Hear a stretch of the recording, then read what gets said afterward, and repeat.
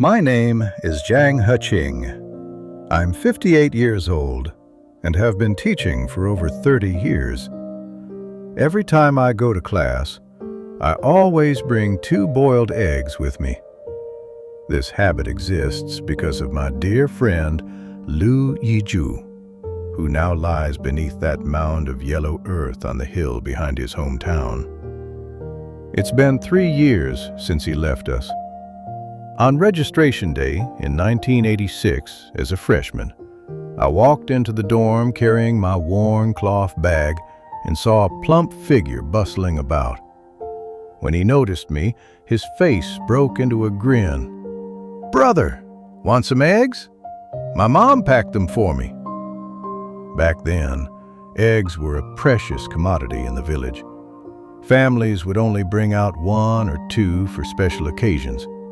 I didn't dare accept, but he became the first classmate I met. After chatting for a while, I discovered he had the lower bunk across from mine, and his name was quite unique, Liu Yizhu. One day in our sophomore year, I had a sudden inspiration and suggested he change his name to Liu Yizhu with different characters, meaning a graceful boat, which I thought matched his temperament perfectly, like a drifting leaf on water. But not knowing the procedures for changing names back then, we let it go. Everyone called him Happy Monday. We were both from the countryside and called ourselves 2 bitter gourds on the same vine. Both our families struggled financially. He came from a household of 9, and those eggs he offered me that day, he'd taken them out despite his own hardship. Throughout our 4 years of college, we were both strapped for cash, often scraping by meal to meal.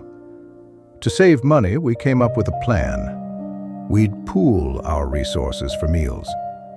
We'd handle breakfast on our own, but for lunch and dinner, we'd split 3 dishes, 1 meat dish at 50 cents and 2 vegetable dishes at 20 cents each, totaling 90 cents. Split between us, that came to 45 cents per person per meal. It saved money and kept our diet balanced. We started this system in our 2nd month and kept it until graduation. He carried himself with a rural air. His pant legs often had mud spots he hadn't brushed off completely, and he spoke with a thick country accent. The first time he went to the cafeteria, he mispronounced rice in a way that made everyone smile. But no one laughed at him because he was incredibly hard-working. He was always the one fetching hot water for the dorm, mopping the floor. If someone's quilt fell to the ground, he'd quietly pick it up and fold it. If someone was struggling with their studies, he'd worry more than anyone else. Liu Yizhu and I, one a bookworm who kept his nose in his studies, one a hard-working old ox, somehow became the best of friends. Back then, our living allowances were pitifully small. A serving of greens and tofu in the cafeteria cost 20 cents, so we'd buy vegetables together and share them bite by bite.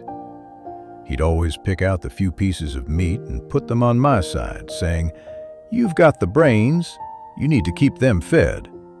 You're going to grad school someday and make us country kids proud."